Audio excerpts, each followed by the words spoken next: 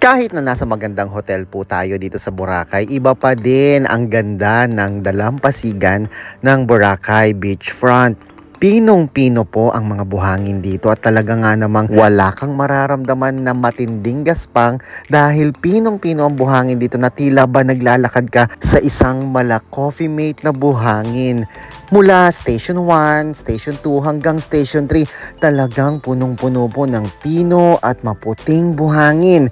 Kaliwat kanan din po ang mga kainan dito na pwede mong pagpilian depende sa iyong taste, depende sa iyong budget. Kahit paabutin ka ng gabi sa Boracay, ay tuloy pa rin ang kasiyahan at mga palabas dito. Tulad na lamang nito, meron tayong nakitang fire dancer, si ate girl. Kita mo naman, talaga sige sa pag-indak at ang gagaling talaga ng mga palabas. Libre po ito at pwede ka namang mag-tip kung nagustuhan mo. At sila po ay nag-i-invite ng mga